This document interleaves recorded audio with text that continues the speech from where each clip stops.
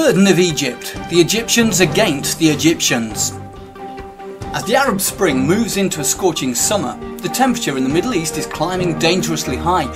We have seen events in Syria lead to civil war, and now Egypt is being torn apart by the struggle between various factions who seek power and control of that country. As far as Egypt is concerned, it brings to mind the prophecy of Isaiah 19, where God says in verse 2, "I will set the Egyptians against the Egyptians, and they shall fight everyone against his brother, and everyone against his neighbour, city against city, and kingdom against kingdom." The Muslim Brotherhood, under the leadership of Mohammed Morsi, gained power with a 52% majority after the fall of Hosni Mubarak. But that left a large dissatisfied section of the people who have now brought down the Muslim Brotherhood through a military coup. Morsi has been removed, at least for now. But the struggle now going on in Egypt is subject to powerful influences from outside. Saudi Arabia, the biblical Sheba, and the United Arab Emirates have come forward with 8 billion for Egypt, all in one day. Kuwait has put up 5 billion, making 13 billion in order to support Egypt's military takeover from the Muslim Brotherhood. On the other hand, Iran, Russia and Hezbollah influences are supporting Syria and would like to see Egypt join the radical Islamic nations. The division in the Arab world is exactly what the Bible prophecies teach us to expect, creating a north-south division such as we can see indicated in Daniel chapter 11 verses 40 to 43. But this divide is as much religious as it is geographical. The tug of war in Egypt is largely between the two factions of Islam, the Shiite and the Sunni. The United States would normally support a pro-Western Egypt, but President Barack Obama has apparently moved from that position as he seeks to avoid an involvement in the Middle East that could potentially bring him into a confrontation with Russia and Europe. He is also said by some sources to have pro-Islamic sympathies, and many will remember his speech in Egypt after his election to his first term in office, not to mention his full name, Barack Hussein Obama. If he does not intervene in Syria or in Egypt, it could influence the outcome of the struggle ongoing in both those countries. God's hand in politics.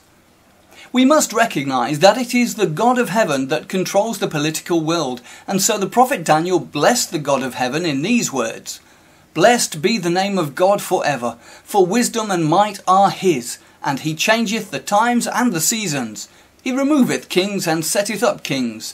He giveth wisdom unto the wise and knowledge to them that know understanding. He revealeth the deep and secret things. He knoweth what is in the darkness, and the light dwelleth with him." Daniel 2 verse 20. This truth was revealed directly to the king of Babylon, formed in Daniel chapter 4. "The Most High ruleth in the kingdom of men, and giveth it to whoever he will, and setteth up over it the basest of men." The same principle is stated again in Daniel chapter 5 and verse 21, and is endorsed in the New Testament thus, "For there is no power but of God. The powers that be are ordained of God." So it may be that while men delude themselves into thinking that the modern world is controlled through the ballot box, or by force of arms or revolution, the reality is that God controls everything. And knowing this to be so true, the believer is very interested in politics, because he knows that God works out his purpose through the kingdoms of men, placing in power those individuals who will accomplish that which he pleases. This is no less in the modern age of democracy than it was when kingdoms were founded by the sword and by war. This was well expressed by John Thomas in Elpis Israel when he wrote, "Paul says, every power is of God, and the power that be are ordained of him.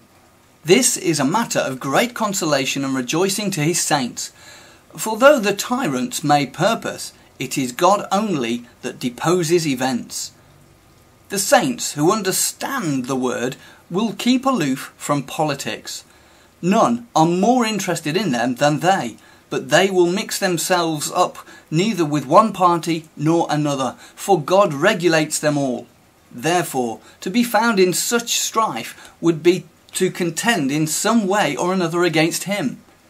The servant of the Lord must not strive, except for the faith once delivered to the saints. The Word of God has revealed that at that time of the end, the Middle East will be divided into two blocks.